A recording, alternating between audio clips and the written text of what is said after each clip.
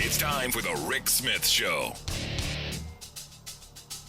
Now, here is the voice of the working class, Rick Smith.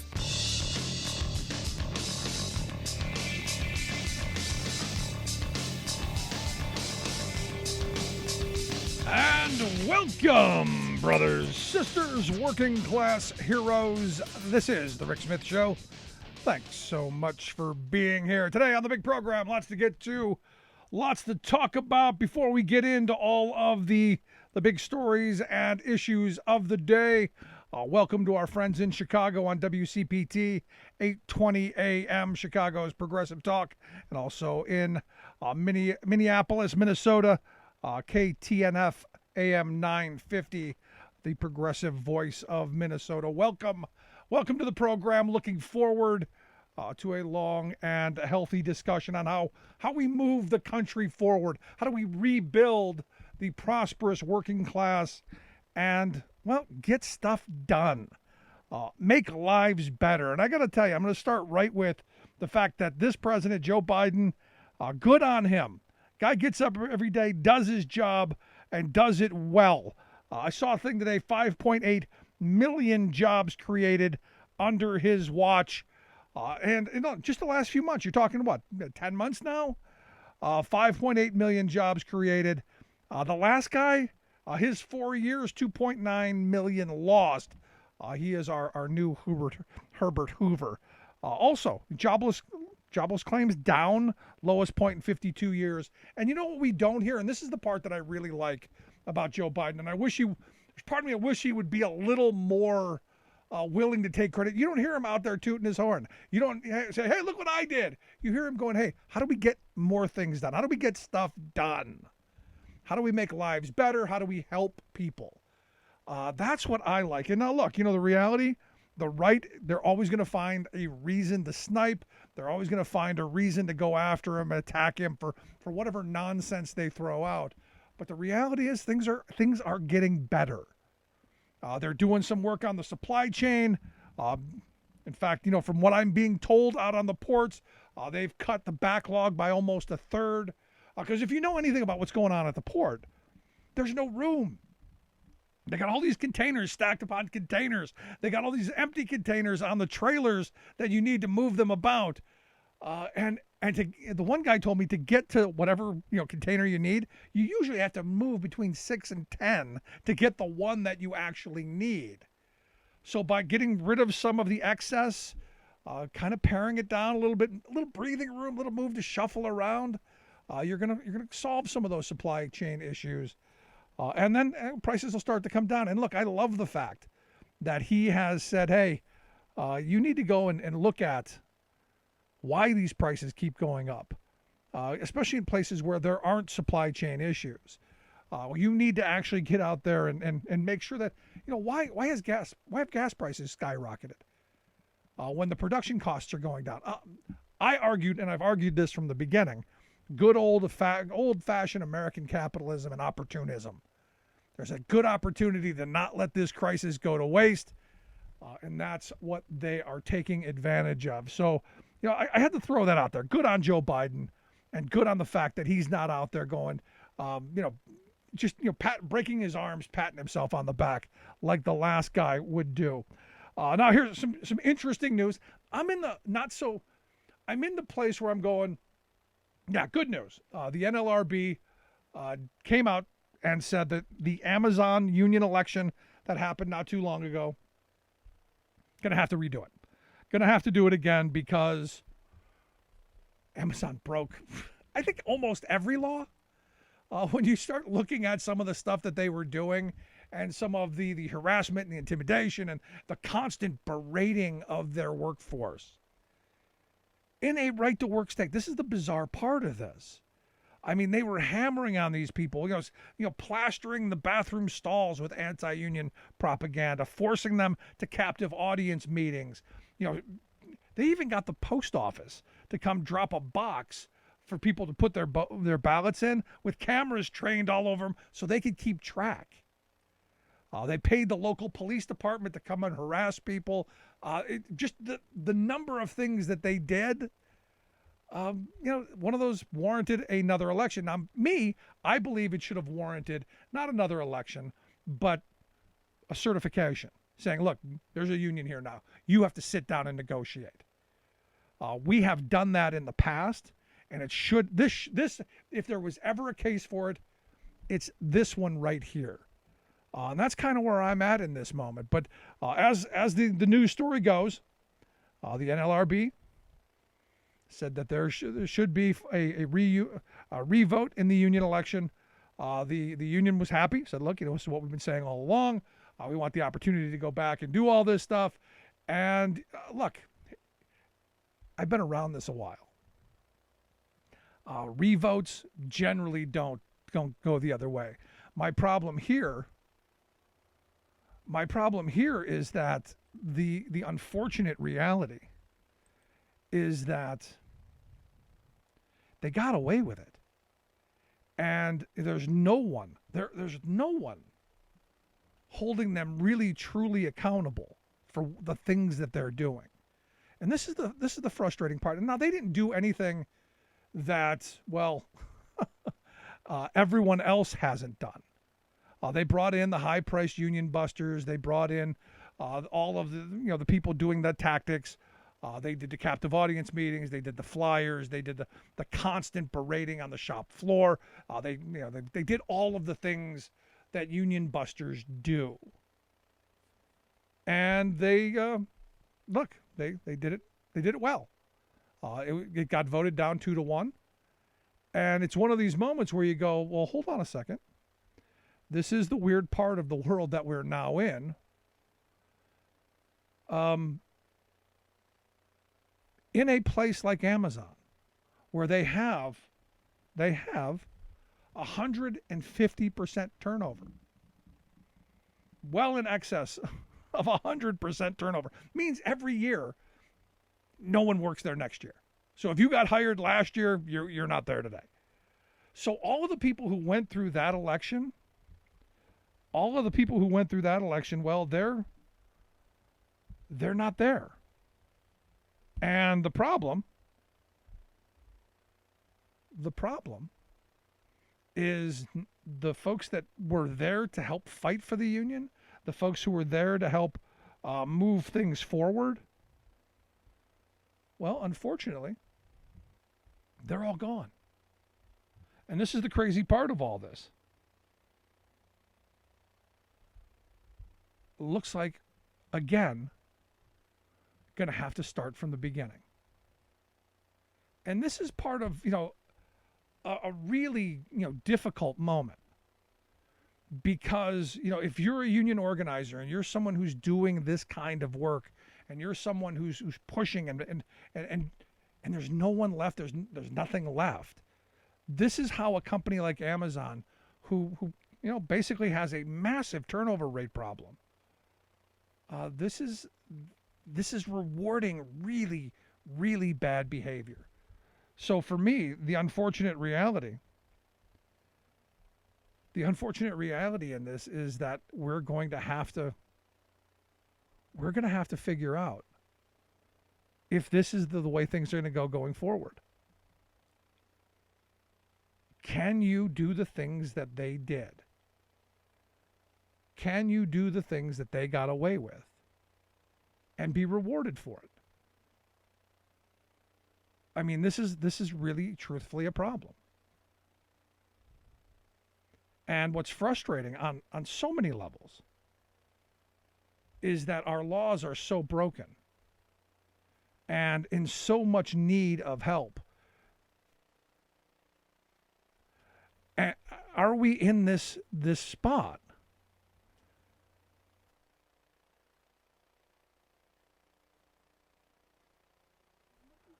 Are we going to reward that kind of behavior?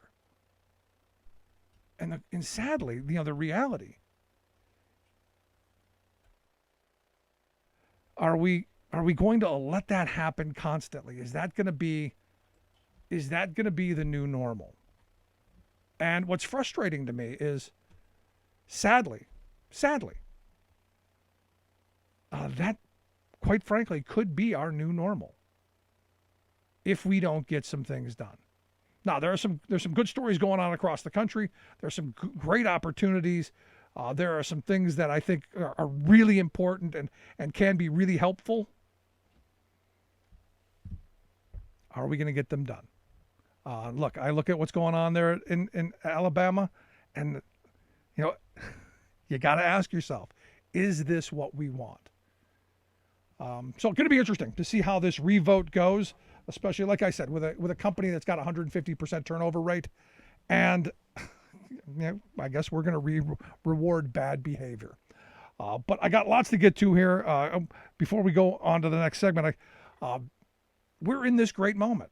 Labor is seeing a revival. We had Striketober that led right into Strikesgiving, and now heading into, well, Merry Strikesmas maybe, which could take us into the new year. And that's why I have asked our good friend Sara Nelson to come talk with us. Sara is the president of the Flight Attendants Union, the American Flight Attendants Union, the AFA. Sara, thanks for taking time for us. Hi, Rick. Thanks for having me. I appreciate you taking time for us. I'm really excited about the fact that we're in some interesting places right now. The fact that you've got the NLRB coming out right now and saying we're going to have to redo an election. I think that's a good something. I wish they would have said no new election. We're going to impose a union. But we're in interesting moments, aren't we? Yes, we are. And I just sent some AFA organizers down to help out in Alabama.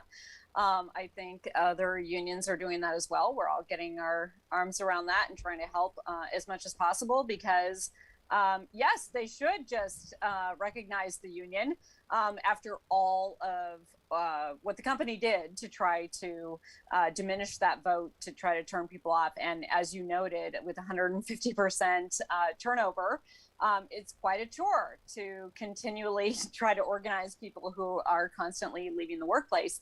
And let's recognize from the beginning, Amazon hired an extra 2,000 people to try to pad the list so that they couldn't even qualify for an election in the first place. So they're willing to do anything to try to keep the union out. Yeah, it's one of these moments where, bad behavior is most certainly being rewarded. And as I've said for a long time, we've got to, on some level, hold them accountable when they break the law. And this doesn't seem like accountability to me. Well, no. I mean, there's no accountability in the law. There's certainly no accountability in Alabama. I mean, look at the miners' strike. People have been struck by vehicles 5 times for legal picketing, and no charges have been brought against the people who have hit those picketers. And yet a judge says that the mine workers can't be within 300 yards of any mine entrance in order to picket and protest and keep the scabs out. It's completely lopsided. But I mean, when the labor movement started, we were getting gunned down, and there was incredible violence in the workplace, and there were incredible odds to overcome. And what it took was people coming together and having all the sit-down strikes, having mass strikes across the country. And that's what brought us initial labor law in this country in the first place. And then it got chipped away from there because we somehow thought that we had won and we could organize up from there when, the struggle is never over. So I think that this is a moment where we're starting to see American workers recognize that we've got common interests here, that we've got similar issues. If you look at the strikes going on across the country, the issues are identical. And so workers are seeing that, and they're having a shared experience, especially coming out of this experience with the pandemic, where workers were treated even as disposable. Their lives were not even recognized. So I think that there is a real potential for workers to overcome the incredible hurdles and incredible odds that are stacked against us by the courts, by the courthouses, by the state houses, and by politics, by money in politics. And we have an opportunity, when we understand our worth and people stand up and take action together. Look at the airport workers in Denver who struck. And suddenly, out of nowhere, there was $4 an hour for all of them when there was no money for them before. So there's real power in collective action and in action in our unions. And when we organize in our unions, of course, we can hang on to that. It's not a fleeting thing that we get for a moment and then can be taken away from us, a week later, a month later, or a year later. It's amazing. It's amazing how they find all of those resources. We found money under the cushions. We can now pay you a living wage. It's amazing how that happens. Yeah, I mean, the truth is that the massive inequality and extraction of the value that we create has created a lot of wealth for a few people, and there is plenty of money to go around. So if it's not the direct boss, it's the boss that is contracting that work with that boss who is going to pay, because at a certain point they're going to say, make it stop. No, and they're going to pay. Absolutely. And that's where we were back in the 30s and into the 40s. The employer class said, the workforce came together, they organized, they sat down, they did all kinds of stuff, they marched their feet, and the employer class was, please, we want peace. And that's how we got the NLRA. It wasn't a gift. It wasn't something that a benevolent FDR said, oh, look what I'm bringing you. No, it happened because, we need to make sure that people are accountable. Yeah, I mean, they got to a place where they recognized that collective bargaining was the better option than constant strikes. But it was only the threat of those constant strikes that had them believing in and talking about collective bargaining. And today there is, zero recognition of the value of collective bargaining. And so we're going to have to build that same desire to want, for the owner class to want collective bargaining. And that's going to be with, clear threats for strike activity all over this country. Yeah, no, you're absolutely right. Now, and again, it's my view that the only way we bring this country together and move forward is in the workplace. I think we're so polarized in every other place. I think in the workplace is where we have an opportunity to come together. And as I've said a bunch of times, on election night 2020, I left the polling place. I went to lead a strike of 55 striking workers, most of which had voted for the former guy. But they were fighting the righteous battle, better wages, hours, conditions, and all of that stuff. To me, that's the way forward. Well, and that changes things, and that has us talking with each other instead of tearing each other apart. And that's where we're going to find solutions. That's where we're going to find our way forward. And exactly. The truth is that Can you hold that thought? You got to take a break right here. Hold that thought. We'll be right back. You're listening to The Rick Smith Show. We're right back after this.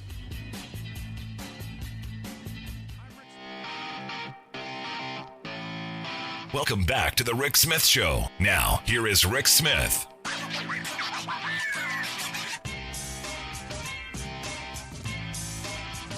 Welcome back to The Rick Smith Show. Remember, check out our website, thericksmithshow.com, for our friends in Chicago on WCPT 820. Welcome. Also, our friends in Minneapolis, KTNF AM 950. Great to have you aboard. I've got my good friend Sara Nelson on the phone.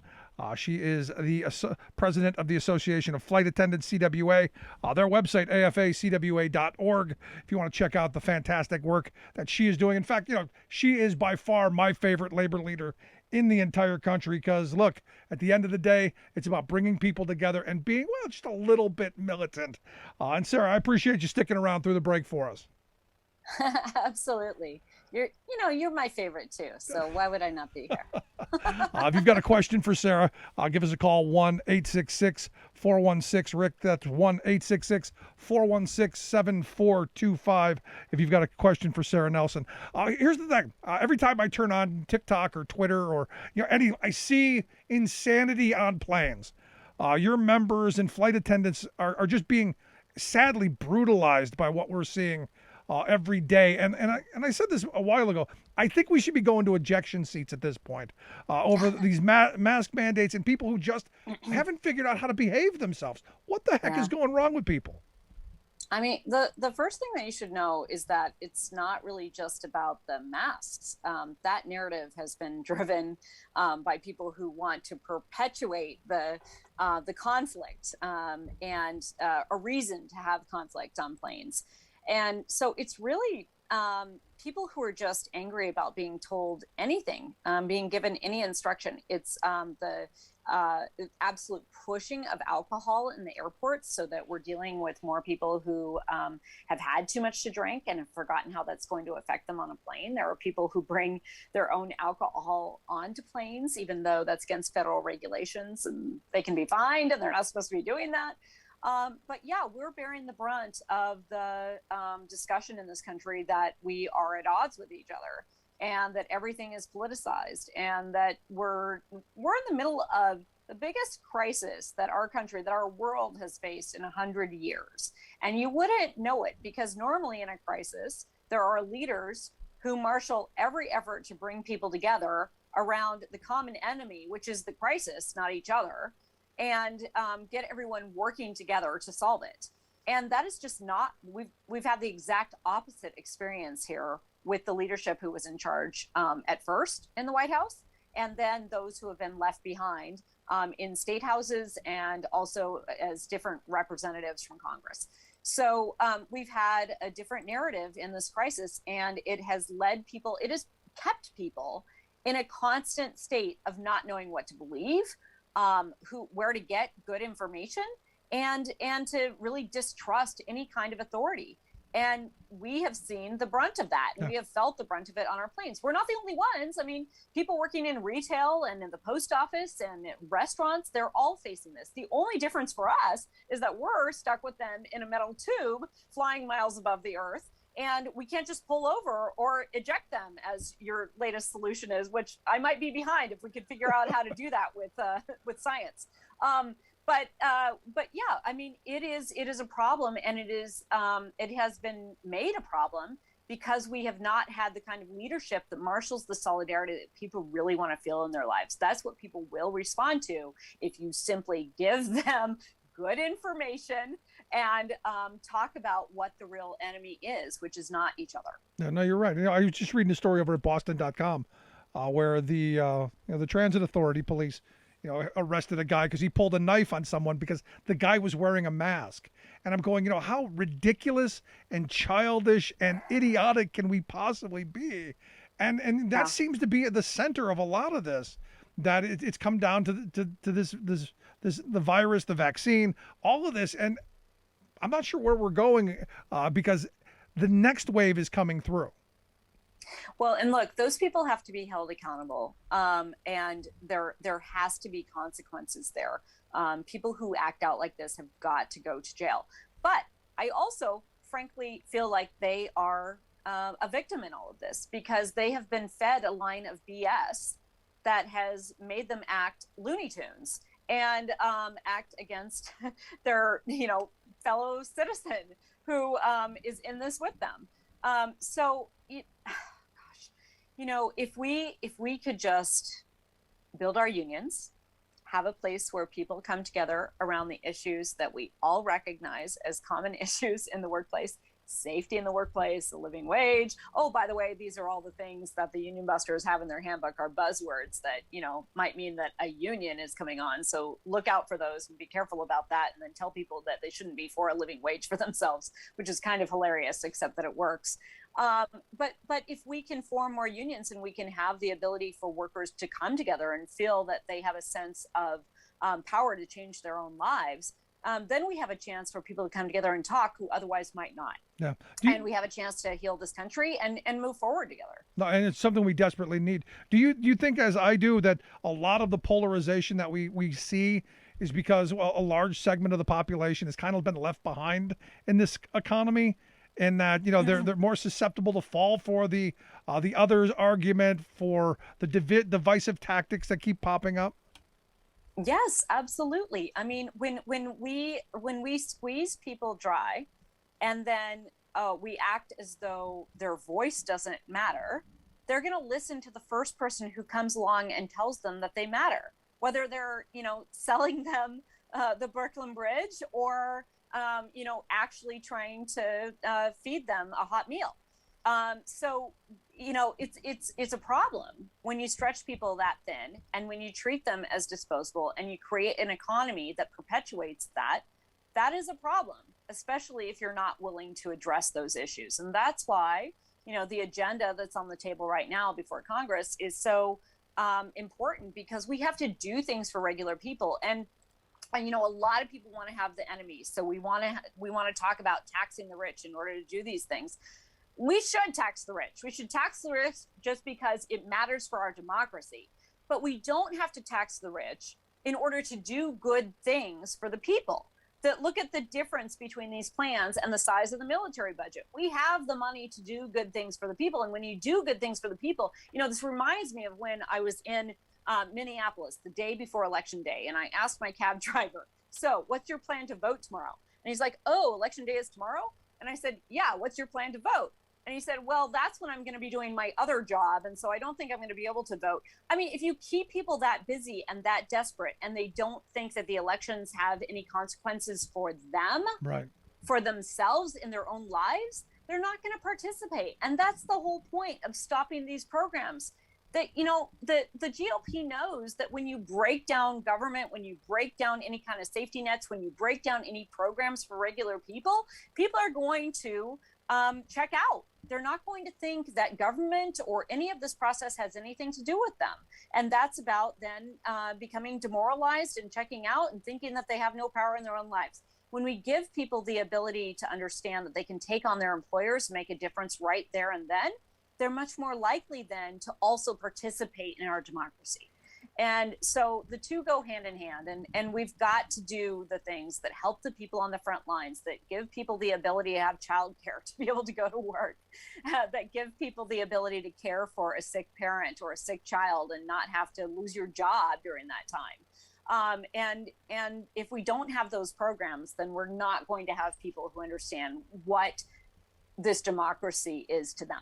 No, you're absolutely right. And we have a media culture that focuses on, I think, on the if it bleeds, it leads mentality. And I point to this most recent story written by Judd Legum over at Popular Information at his Substack. He pointed out that one of the stories in San Francisco of a guy filling a garbage bag full of stuff. Somewhere, I guess it was worth between $200 and $1,000. It was reported on some like 300 odd times between June 14th and July 12th. But Walgreens, when Walgreens got caught stealing from its employees, and we're talking millions of dollars, back in November of 2020, when they agreed, or they paid $4.5 million to settle a class action suit, it got one story. And you go, am I missing something here? Well, no, you're not, because the truth is that people can identify with the one person and they can say, how could he, how could she? And they can feel better in their own lives, and we can use the shame game. And that's what keeps people from talking about the fact that they can't afford their rent. I mean, we poverty shame all the time to keep people quiet. And people can relate to those individual stories. They can't actually relate to this big corporation. There's nothing to relate to there. And so, they get away with murder essentially. Or they decide that they're going to just build a spaceship and go to the moon, or Mars. And so we have to recognize, though, that if we're talking about real people, those are the stories that people can relate to. And that is how we're going to change this world. And so that's why when I say, if we're totally focused on taxing the billionaires, taxing the uber rich, people can be mad at them. But number one, those people are never going to vote away their money. Okay. And so if we're putting that hurdle in front of us for doing good things for people, it's never going to happen. Right. But also, we can't relate to those people. Let's talk about the needs of the people on the front lines and what's happening with them. Let's talk about the fact that flight attendants who are facing this violence at work, 61% of the time, that's also accompanied with sexist, racist, or homophobic slurs. And people are being attacked very personally. Let's talk about what people are going through and what it feels like then to put that uniform back on when they have to go to work, and take that on even before they go to work and feel the heaviness of that, and have their families say, are you sure you want to go? We don't want you to go. We don't know if you're going to be safe. Let's talk about those things and see how that affects people, and see how we can actually move people to demand from their representatives that we fix these issues. Yeah, and so we should learn from that and organize around it. And I wish they would do in every workplace what has happened on airlines with the kind of fines and the penalties that might be coming. Now I've read that the fines and penalties aren't what we think they are. They usually reduce them down. But they're a lot better than the restaurant worker who's getting things thrown at her or argued with or spit on, or the insanity that we see in these places, which I don't know why anyone does those jobs in this moment. And thank goodness they do, and I wish them the best. But we also have to do something to protect them. Yeah, but let's also recognize that those restaurant workers are usually working for tipped wages. And so what that means is they're earning $2 an hour from their employer and counting on that person who is spitting at them or sexually harassing them to give them their wages. What kind of a system are we setting up there for people to be exploited? So yeah, I mean, you're right. Let's have some actual consequences for people so they understand that the rules actually are the rules. I mean, this is basic stuff when you're raising children, right? Or for a teacher who has to run a classroom with any kind of order to keep everyone safe. But beyond that, though, let's recognize that the vast majority of people actually want to be helpers and actually want to be a part of something bigger than themselves. And so if we look for leaders who are going to bring us together and actually promote solidarity, we're going to have a better experience too. No, I'm right there with you. You're listening to the Rick Smith Show here with Sara Nelson, president of the Association of Flight Attendants, CWA, AFA-CWA.org, their website, if you want to take a look at the work that they do. Last line of questioning I've got for you, and I'm looking at the Biden administration, 5.8 million jobs created during his tenure, the lowest new job claims that they're saying in the last 52 years. Things seem to be moving in the right direction. At least that's what it looks like from my perspective. I'm curious, how do you think Joe's doing to this point? I mean, Joe, can I say it, Rick? He was handed a shit bag. I mean, he has a lot to clean up here, right? We are literally in the middle of a 100-year crisis that is still going on and that is not going to end unless we get the entire world mobilized to end it. And so I think Joe gets pretty high marks for what he's done with a pretty divided Congress. So let's recognize that too. It's not as though he can just wave a magic wand and do everything he wants to do.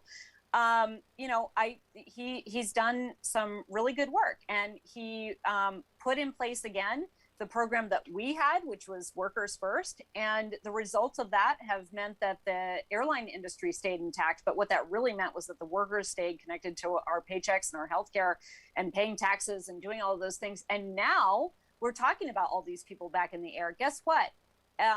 Where we gave money to corporations and they could spend it and they could decide how they were going to spend it, that's where we're seeing inflation. In the airlines, where we said the money can only go to the workers, there's no inflation. And in fact, airline ticket prices have gone down. So isn't that very interesting that while we're talking about inflation and why we can't do things, the rest of the things that we need to do for people, because that's going to create more inflation, that's BS too. It's about how we structure our economy and how we tell people how the money has to be spent. And if we're building it from the ground up, it's going to work. And if we build it from, if we agree with this mythical perception of trickle down, then we're going to have the experience that we've had to date. And Joe has been fighting against that and building something from the ground up. And so for that, I give him high marks. I think the rest of us have a job to do, though, to get him the support that he needs to get the programs that he's been talking about and championing, and to get things like the PRO Act that he has been an advocate for. Now, where I would give some criticism is that the President of the United States does not need to stay neutral in these strikes. The President of the United States needs to stand for the people and should get involved in these strikes and settle them, make sure that they're getting settled, because there is no respect for collective bargaining. And absolutely, that is the President's job to make sure that collective bargaining does work. So that is my big criticism of the President. But otherwise, I think all of us have a lot of work to do to get behind the policies that he's trying to put in place and the job that he's already done, and talk about that and how much he's done to turn our country around. No, you're absolutely right. Maybe he could borrow some comfortable shoes from Barack Obama. They're unused. Yeah, Except, I mean, not the ones that Obama wore to Wisconsin. Oh, wait, he didn't wear shoes to Wisconsin. No, I mean, I think that's why I said they were unused. Get the president's. Oh, I see. Yes, you're right. You're right. It's not just about saying the word union. It's about actually respecting unions and union members, especially, and that collective bargaining. Sara, I appreciate the time. It's always great talking with you. I hope you'll come back again and talk to us again real soon. Thanks so much, Rick. Good stuff. And I'm so happy that you're getting out all over the country. Everybody donate to Rick. We need more Rick everywhere. There you go. I like that. More Rick everywhere. Thank you, Sara. Sara Nelson, president of the Association of Flight Attendants, CWA, AFA-CWA.org, their website. Make sure you take a look at the work that they do. Fantastic stuff. Back after this with your thoughts, 1-866-416-RICK, 1-866-416-7425. Back after this.